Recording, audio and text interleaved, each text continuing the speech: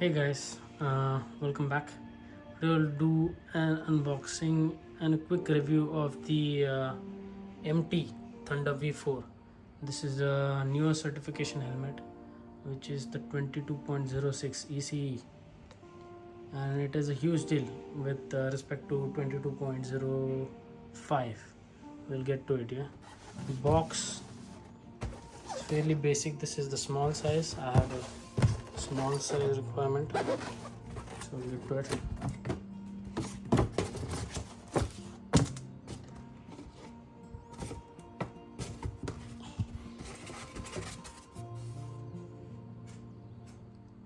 So there it is, the MT Thunder V4.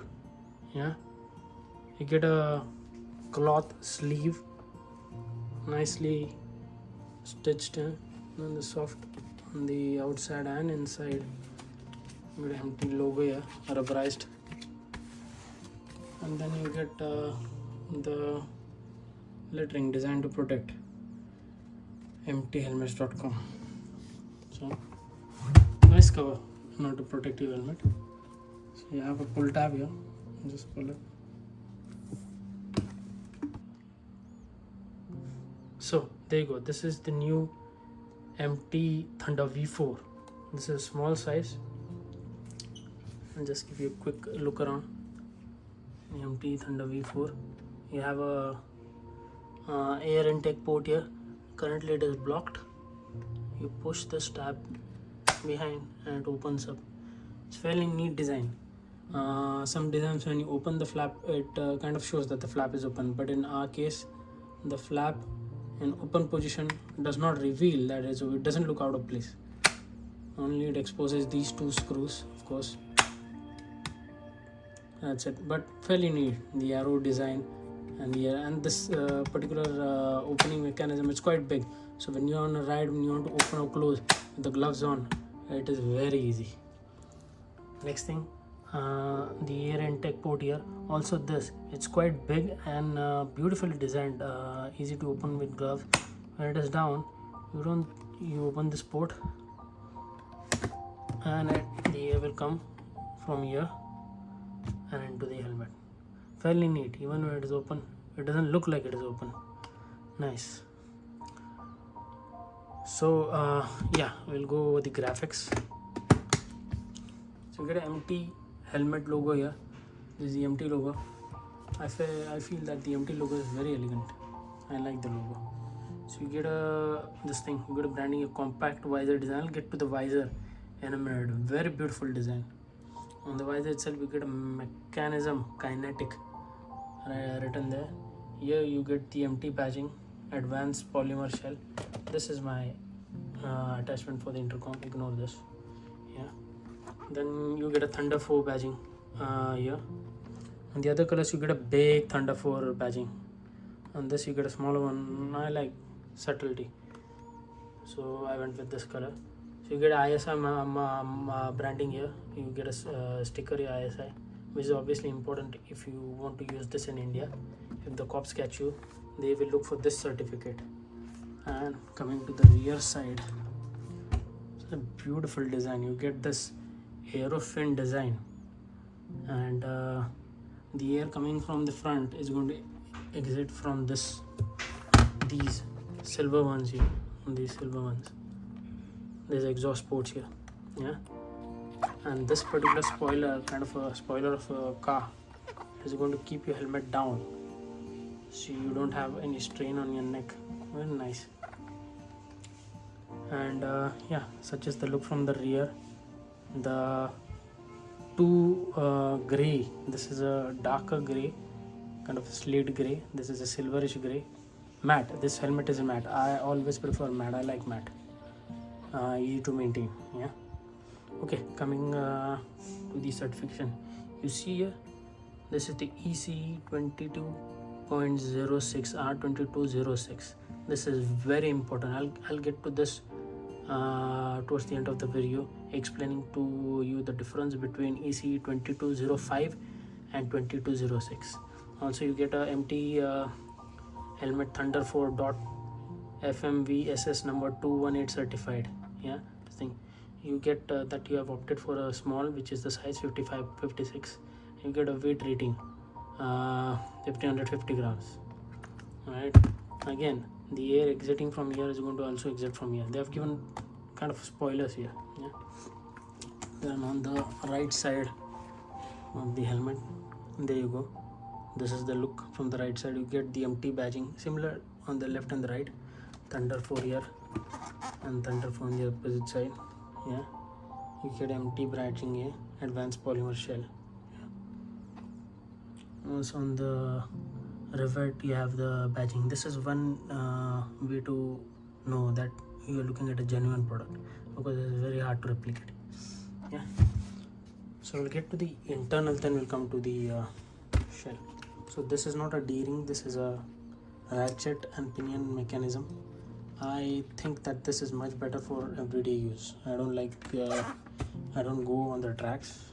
So the tracks on the, if you want to go on the tracks, there the D-ring mechanism is mandatory, but here you have the ratchet mechanism. It is very useful. You know, you have quick stops, water stops, food stop. You remove your helmet, remove your balaclava, and you freshen up, and can come back, and you know, it's quite easy. Okay, we'll just get to the inside. Really nice actually. You get this cover here for wind noise protection. Strips of cloth you see here. These are the pull tabs. In case of an accident, your co-riders or any stranger can remove this without you having to remove the D-ring, or you yourself can remove this. So you just pull on it, and the entire side cheek padding comes off from both sides. One for this, one for that. This is a newer requirement actually. Okay, now coming to the this thing, the visor. This is a brilliant technology by innovation by MT. Yeah, you have two big push-up tabs and push-down tabs, you can call them, one on each side. So depending on which hand you use, it's not in the center, it's actually too big. Yeah, so you pull them out, comes up, and in order to remove the this thing, you just press this, and it comes off. Yeah, you just press this, comes off. Very easy. You see, very easy. This particular mechanism has been designed so that the rider need not remove the helmet in order to change the visor. And trust me, I've done this with the helmet on. It is as simple as 1, 2, 3. I mean, it is a game changer. This on the fly visor removing. I have a couple of visors. I'll show you those visors towards the end of the video. And changing the visors is very easy. So I'll just give you a look without the visor. That's how it looks. The visor is scratch resistant and everything. I have a pin lock installed on this for the anti-fog. I'll show you the remaining two visors. So here you go. These are the other two visors. One is a smoked out, dark smoked out, and one is a rainbow visor. So this is what is written on the this thing is particularly badging with TMT, designed to protect. Here you have a ECE R22.06 certification. Now these are the properties of the windshield, the visor. It is scratch resistant. It has a quick release mechanism here on each. There's a push button. Then this particular visor is 2.2 millimeters thickness. All are 2.2 millimeter thickness, made with polycarbonate lens. Yeah, and then obviously it is photochromatic ready, pin lock ready, and everything. It comes in various sizes. The helmet itself, this particular thing, all have both these what do you call, spare visors or accessory visors, the dark and rainbow visor. They have a little bit of a different shape. They have a more kind of aggressive shape to it, but the normal one, it is just flat here, and this is the one. Yeah,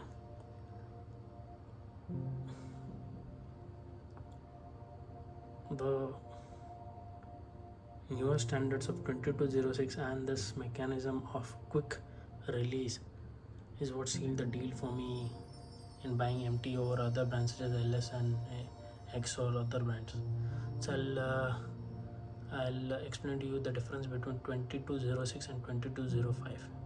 Before that, I'll just show you how easy it is to put back the visor. So you put back the visor in the closed position, you hold it like this and just push it in. Similarly on the other side, you just hold it where the slot is quite big, and you just push it in. That's it, it is done. Secure. It's quite beautiful actually, this helmet. I'll give you a 360 slow rundown of the helmet. This is how it looks from the gone are those sharp unnecessary curves which came with the helmet. This is how it will look from now on. Sleeky pattern, a beautiful shell. It comes down. Yeah, also on the top it's written ECE Thunder V4 advanced polymer with the rear spoiler, 4D ventilation channeling. That's how it is. It's quite beautiful if you ask me. That's how it looks from the rear. The most important factor which pushed me towards going for the ECE Thunder V4 is the safety. This helmet comes with a ECE R22.06 certification. The differences between 22.06 and 22.05 are quite significant. Actually 22.05 came in the year 2002 and this 22.06 came in the year 2020. So there is a huge gap of almost 20 years. So back in 20 years back, there were two-stroke motorcycles. The four-stroke motorcycles were just coming into the market. The speed of the motorcycles were not that high, especially in India, probably 60, 70, there were just this automatic motorcycles coming, the kinetic Hondas and these things. So in a nutshell, the speed of the motorcycles were very less way back in 2002. So anyway, the 22.06 certification affects the manufacturers the most, the helmet manufacturers, and in a way that from January 2024 none of the helmet manufacturers can go for a ECE 22.05 certification. All manufacturers have to comply with 22.06.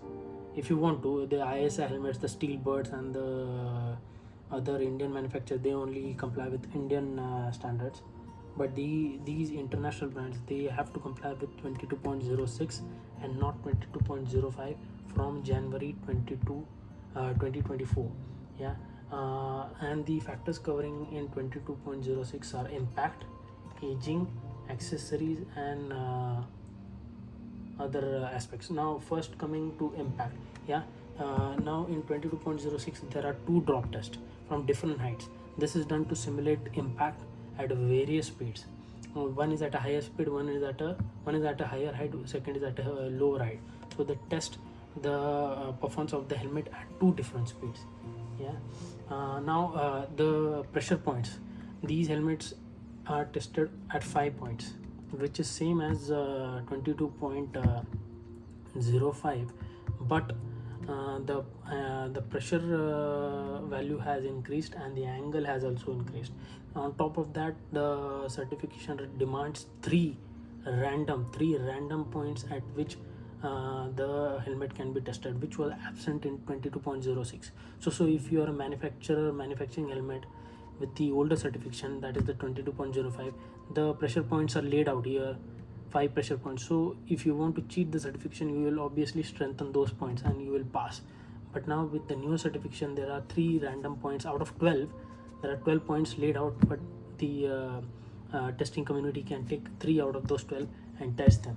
Yeah, so that is very good, which avoids cheating. Now there's another test which has been added to 22.05. The helmet is impacted at an angle of 45 degrees to an anvil, and on the anvil you have a sandpaper.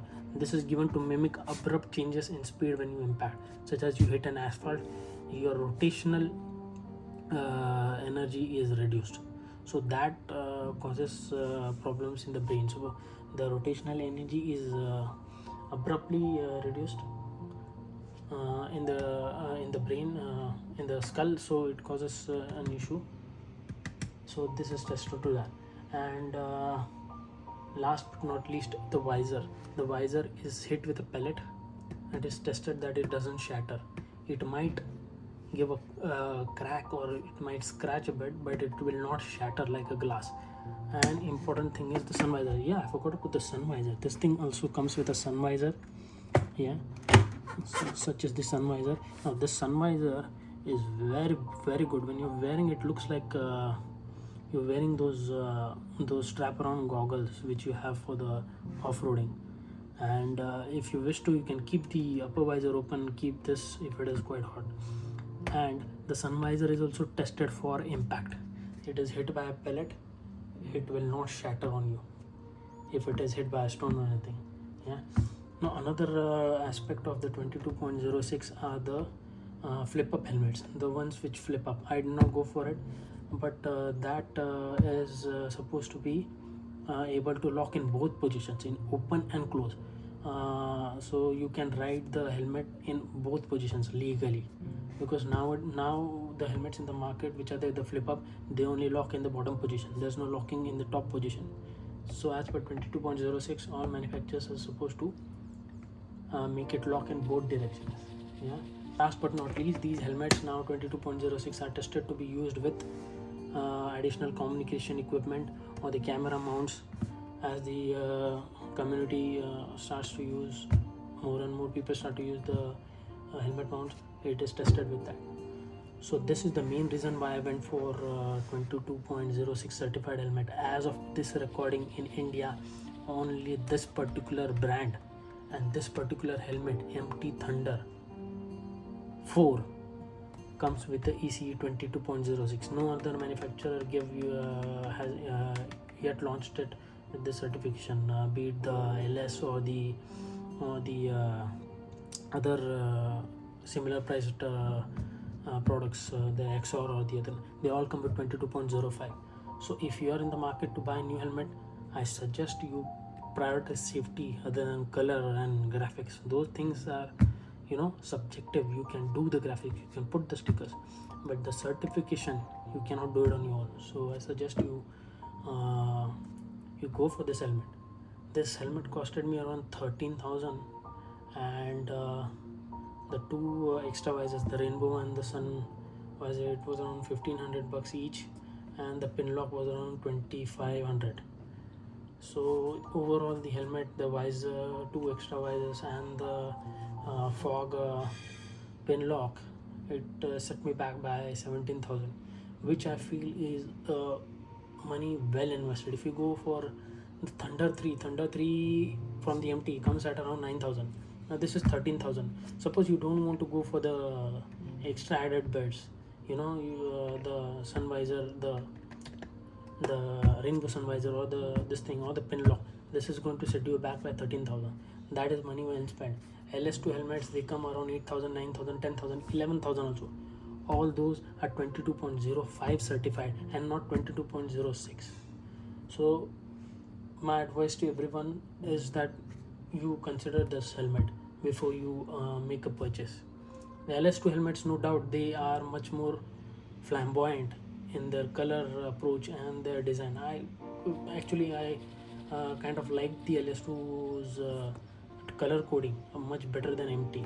This is much more subtle, but safety first in my books, and it was a no-brainer that I had to go for this particular 22.06 certified helmet, which is the MT one. There are various colors in this, mind you. There is a red one, there is an orange one, a black orange, there's a red orange, there is an orange full and black, there's a blue, there's a full black, and there are glossy finishes too. but at the time of my purchase, they had a small available only in this color. The medium one they had, and trust me when I say this, buying a helmet even with 22.06, if it is loose on your face, it is of no good. Even if you buy a helmet like a Rai Shoei 80,000, 90,000, 1 lakh, it is no good. It has to be tight on your cheeks. In the event of a crash, the helmet should not, your head shouldn't bang against the helmet, and the thermocol will take its time to, it should come into the picture. The helmet should come into the picture of its job of protecting your skull, your life immediately, instantaneous, and that can only happen if the helmet is decently tight on you. Mind you, there is a scale on the MT website which gives you this thing. You're supposed to measure, keep 2 fingers on your this thing above your eyebrows, take a tape and measure around the temple of the ear. So try to do that. It shouldn't be tight around your temple, around your forehead. If it is tight there, then that is too small. If it is tight on your cheeks, the cheek pad will give in after a week, 2, maybe a month, and you will be set. When I bought this, I was so nervous that I went for a smaller size. I actually called up the guy. He said, "Sir, you cannot return this." Anyway, but I was pretty sure that this particular helmet is good for me. I spent around a week trying to break it in at home while watching TV, while doing my work on my computer, while doing regular household chores. Yeah, I wore this and it broke in, and when I went on my first or second ride, felt a little bit different because I was used to a smaller, less helmet, different manufacturer's helmet. Felt a bit different, but now I can't ride without this. This is best. When the question now arises in my head, is this helmet too tight for me? The answer is absolutely not. I did a perfect selection of the small for my size. So this is the thing. You wear it when you want to buy it. You go to the shop, you take a size above and the size which you think might fit you according to the MT website. You wear those. You tell the person, I need 15 minutes with this. Sit around, try to talk. You will not be able to talk because the cheek pads are holding you in. Try to see if it is too tight around your forehead or you're getting some pain around the temple, because that will not go. If it is too tight around your cheek pads, it will set in. Spend some time, wear the other helmet and try to shake your head violently from left to right. If the helmet moves from your cheek, if there is lateral movement from the sides, then that helmet is too tight too loose for you. The helmet in violent shaking like this, if you shake the helmet like this, of course wearing the helmet, not like this, you wear the helmet and try to shake your neck from left to right. If the helmet and if there is a relative motion between you and the helmet, your face and the helmet, then that helmet is too tight for you. When I wore this, this helmet didn't move even a millimeter. So that is what you should be looking for when you buy a helmet. Yeah.